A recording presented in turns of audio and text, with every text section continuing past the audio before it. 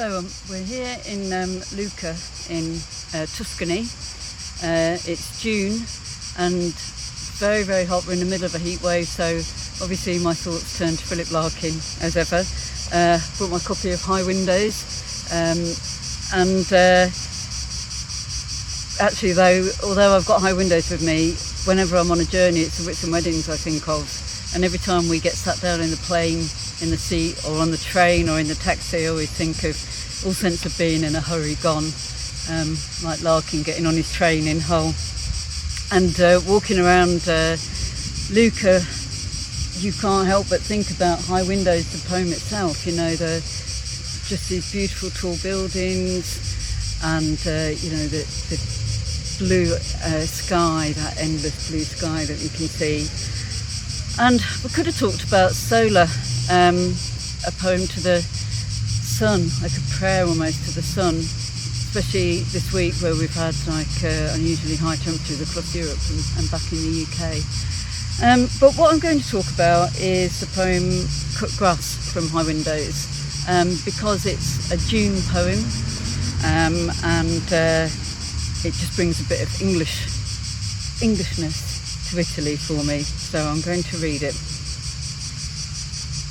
Cut grass lies frail, brief is the breath, moan stalks exhale. Long, long the death it dies in the white hours of young-leafed June, with chestnut flowers, with hedges snow-like strewn, white lilac bowed, lost flames of Queen Anne's lace, and that high-builded cloud moving at summer's pace. So it's a poem about that journey from spring to summer, and you can chart the kind of nature year in Larkin through Larkin's poems. You've got, for example, First Sight, about the lambs being born at the end of winter into the snow. You've got obviously the trees, which can be seen as a bit of a companion poem to Cut Grass. You've got a summer poem that wasn't published during Larkin's lifetime, but Mother Summer Eye, which is about his mother's fear of thunderstorms, which is a beautiful poem. And there are more, of course, but you know, it's great when you can to sort of take that journey through Larkin as a poet of nature. The trees links really well with Cut Grass, because in both poems Larkin is talking about the sort of transience of life. I think when we look at spring and early summer, all we think about really is that uprising of energy and just everything flowering and blossoming. But Larkin sort of locates the changes and transience and death within all of that life. So his poems become sort of elegiac as well as a celebration. So in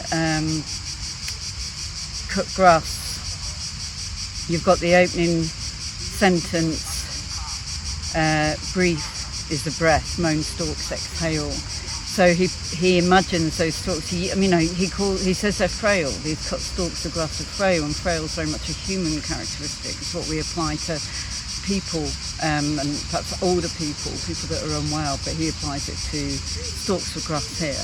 And some people have commented on Cut Grass having a little bit of a kind of menace to it for a nature poem, that unstoppable force of death that lies behind even the kind of strongest life.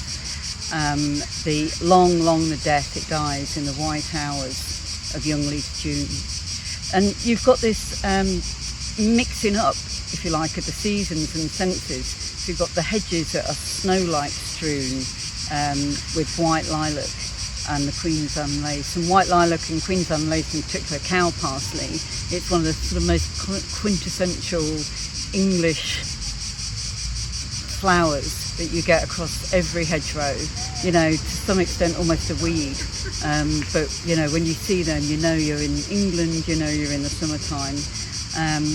But that high builded cloud moving at summer's pace, it doesn't stop. That cloud is moving across, and high builded cloud can be a portent of thunderstorms, of something maybe a little bit more menacing to come. So yeah, Larkin doesn't make spring and summer easy. He makes it unusual, problematic, but really beautiful as well. And I really love this poem. So it's keeping me going on these hot days in Italy.